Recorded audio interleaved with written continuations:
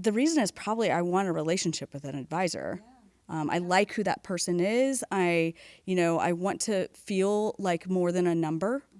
And if there's no presence of the team or the advisor on that homepage, especially, then how are you different? 4, 3, 2, 1.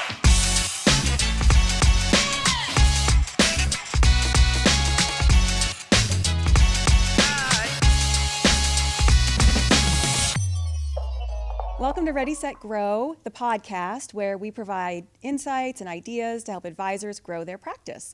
And today I'm with Brett Laney, and she is our Director of Client Marketing. Yeah. She oversees our CMOs, and we're going to talk about basically digital basics that every advisor should know about to help grow their practice. So Thank you for being on this episode. Yeah, thanks for having me. This is great. So first, because the CMO position, the title of CMO is new. So go ahead, tell me about what is a CMO and how is that different? Yeah, that's a great question. So it is a role that's really specific to impact. It doesn't exist in other IMOs and other companies in the space, because what we noticed with advisors is that they're great at the closing table. They're great at relationships with prospects and with clients, but what they don't really have time for is the marketing piece of it.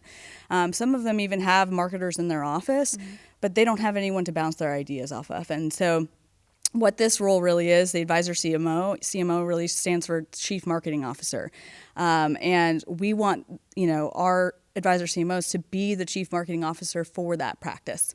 So they can come to them and ask them about anything. They're in charge of checking on their brand, making sure that their digital presence is up to snuff, and staying on top of trends, helping them manage their events, all kinds of things. And so ultimately we're helping them, get a really full picture of their marketing strategy so that they can grow. Awesome. Speaking of those things that you guys help with and kind of take off their plate that they don't have time for. Yeah. One of the things that I hear a lot of challenges around is digital media and digital marketing. Yes. It can be very overwhelming, even for those that are in it every day. Yeah. So when it comes to digital marketing, I kind of think of it as like the 101, the basics that the advisors really should know about. Yeah.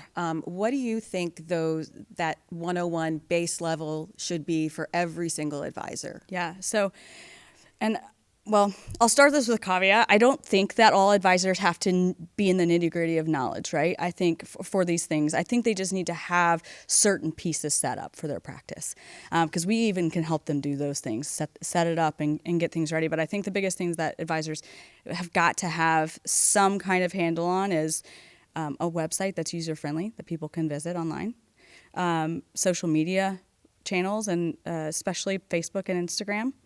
And then if their compliance said yes, YouTube as well, and a Google business profile. And I think if they have those pieces, that at least lays a really good foundation for them.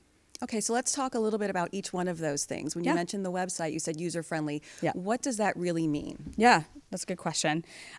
So when I'm talking user-friendly, I'm also talking just best practices in general. I want a really clear navigation bar at the top so that people can see what, they want to be able to find an about page. They want to know who you are, because a lot of times they're going on the website to figure out who the heck an advisor is beyond what they said they are, what services they offer, that it's really easy to contact you. There should be a clear call to action on the homepage before you really have to scroll.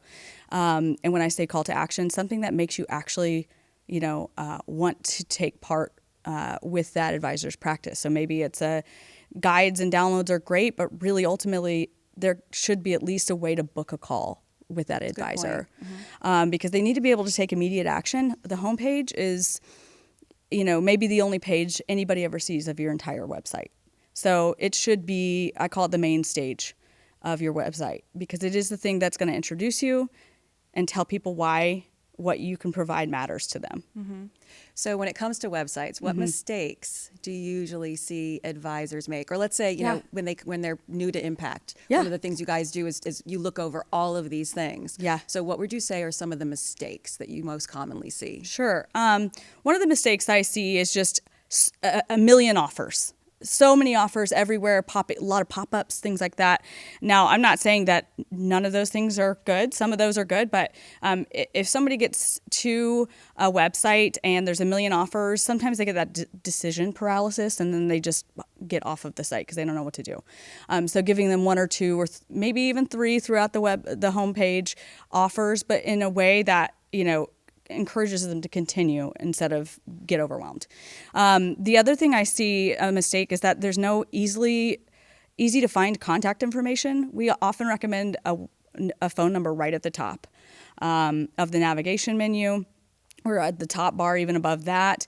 And then no clear call to action. Sometimes they have, learn more. It's not a very strong call to action, right? You want someone to actually, book a call, schedule a time to chat, find more about my pension or 401k, something along those lines. And then lastly, that there's no personality on the page. If I'm doing business with an independent financial advisor versus going to Morgan Stanley or a big bank, the reason is probably I want a relationship with an advisor. Yeah. I like who that person is. I want to feel like more than a number. And if there's no presence of the team or the advisor on that homepage, especially, then how are you different? Right. And I want to know that kind of right off the bat. It's like humanizing your content. Humanize Exactly. your content on your website too, because that builds trust and value, which then leads to that great first appointment, which we know is so important. And in addition to that, you touched on social media. That's another place where you can consider building a relationship ahead of time with prospects, potential clients. So share more of your thoughts on the importance of that. Yeah. So social media to me is a place where you are more authentic than even on your website, right? Website is kind of that first impression space. Social media is where people want to dig deeper and find out more. Who you are as a person, how your company culture is, really what it would be like to work with you without it being a pitch, right? And, social media, there's strategy behind it. It's purposeful, but it is still more transparent, more behind the scenes. And people are using it as a search engine more than ever before. And so this is your opportunity to show who you are, what your culture really is, because you're going to find people who relate to you as a person. And more than likely, those are the clients you want to work with anyway. Yeah, I do see. I look a lot at the analytics for certain advisors and the social media they're doing. And when it's a video, when it's them recognizing an employee, congratulating for an anniversary, celebrating a birthday, I see those posts specifically get really, really high engagement. Yeah, because it's maybe people they recognize, or maybe it's they never really thought much about the advisor, but then their friend's sister's on there, and and then they'll be more likely to like it or see it and relate to it versus really overly produced content. The other post that I see, and I think this could go two ways, is that if you post about your client appreciation events. So that's, thanking your current clients. And it's nice to, I guess, if you were a client of that practice to be in that post. Yeah. But then also it shows prospective clients the awesome client events that you do, which I feel our advisors it's unique in terms of the client events that they do. Agreed. So when it comes to one of the things, I know we like to powwow near your desk. I love talking about this stuff with you. But when we think about SEO and all of the different ways that an advisor can impact their SEO, share some of your insights on that. Yeah. So I think one of the ways that SEO has shifted over the years, it used to be very keyword centric. It still definitely has that piece to it. But now it's so much more global, is the best way I can think of it. It is so multifaceted in the way that you build search engine optimization. And so what I mean by that is like a Google business profile is more important than it used to be, because Google's then verifying your location, right? Your social media platforms matter because that is connected to your business name, that's connected to your website, and engagement on those platforms actually adds to your SEO. And then also just on your site, those keywords do matter, especially when you're localizing the keywords. So financial advisor in a really specific city, right? Instead of it just being financial advisor. Because if you can imagine, the competition that you're against is these giant banks with huge budgets, right? And so the more localized you can get, the better for not only the, the visibility, but also that's usually the clients that you're trying to find, or people who are local to you, or people who are nearby. At least first, you can always expand your reach from there. But if we can get your name out in the community, that's the best. So those are the things I always recommend with to advisors, is making sure that we have localized SEO key terms on your site.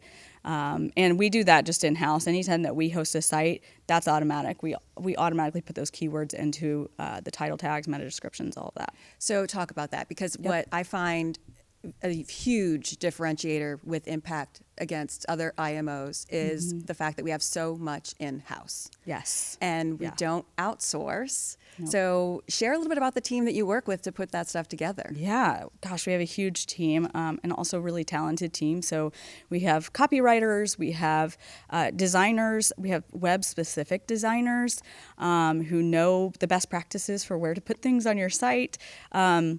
You have, again, a CMO to help strategize of what content should be on that page, on that homepage, because they're going to know, where your media is, what's important to you, what culture pieces in your office are the things we want to highlight. We've got a digital marketing team, and then we have an in-house web team as well. So, all those keywords are, that the copywriters put into your website content is checked by our digital team to make sure that those are the most relevant key terms for that office.